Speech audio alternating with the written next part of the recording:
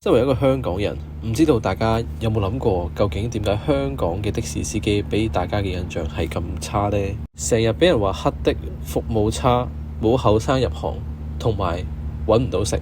咁究竟現實係咪真係呢？為咗貫徹我呢個 channel 咩都試下嘅精神，喺呢個系列你將會睇到我身為一個00後大學生，點樣由零開始考到的士牌，而再真係準備落街揸的士。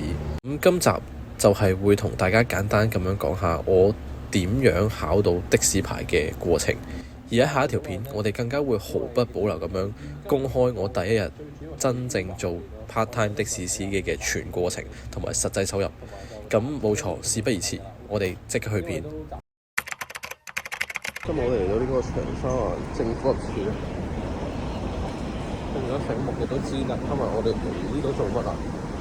冇錯，就係身為一個00後大學生要過嚟考的士牌啊 ，OK。咁而家時間就係9:08啦，咁我考嘅時間就係9:9，咁我哋事不宜遲。咁大家見到拎住我呢張嘢咧，其實都已經知道，其實我已經係 pass 咗㗎啦 ，OK。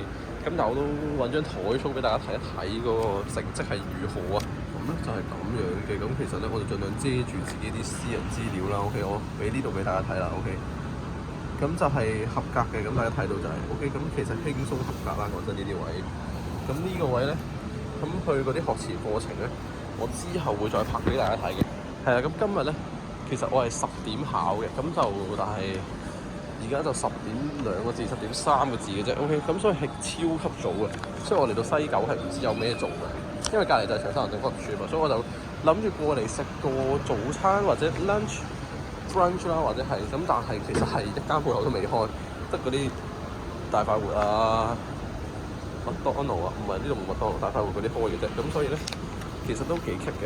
早晨啊，咁多位，咁今日咧見到我哋嘅時間咧就係8:42。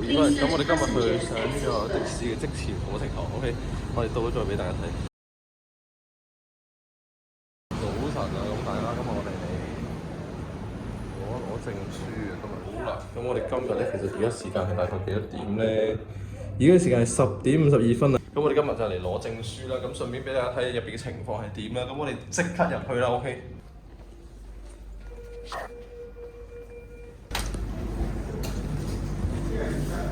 想攞證書。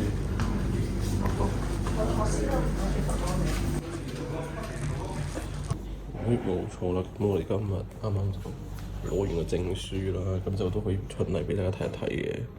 我會自己標翻啲重要嘅嘢啦，當然就 OK。跟住就好簡單，就咁一張啦，跟住後面有一張啦，跟住就好簡單，就係咁嘅啫 OK。去呢個運輸署度 cut 個牌先啦。如果即日有嘅話，咁我哋而家即刻去長沙灣政府合署睇下咩料 OK。Go！哇！咁快就嚟到長沙灣政府合署啦，真係好快。其實觀塘喺呢度，而家都俾大家睇下先，10:30。咁我哋入去搞掂，咁我哋即刻出去先啦。大家等一陣啦，快個子彈啊！其實，因為其實好快嘅。而家即刻走咧，已經冇嗰種咁差嘅對待啦。因為以前係要排隊排到死，而家電子方面好多，同埋一定要真人咯，好似要。咁就啱啱攞咗車牌啦，咁就大家睇到就睇啦。咁我就唔 show 咁近啦，因為反正我 blur 都要 blur。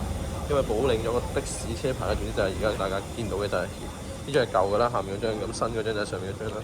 喂，大家，今日我哋嚟去的士嘅車行，的士車行度簽約啊。咁我就揾緊路啦，咁但係今日我係嚟大角咀嗰間嘅，咁大家如果知道咧，就應該知道係邊度噶啦 ，OK。咁我而家都仲揾緊啦，但係應該係前面嚟嘅 ，OK， 見到啦已經。好，我哋即刻入去。其實簽完約咧就可以正式開始開工㗎啦。咁冇錯啦，就即將就會推出我哋嘅第2集啦，所以就大家敬請留意啦。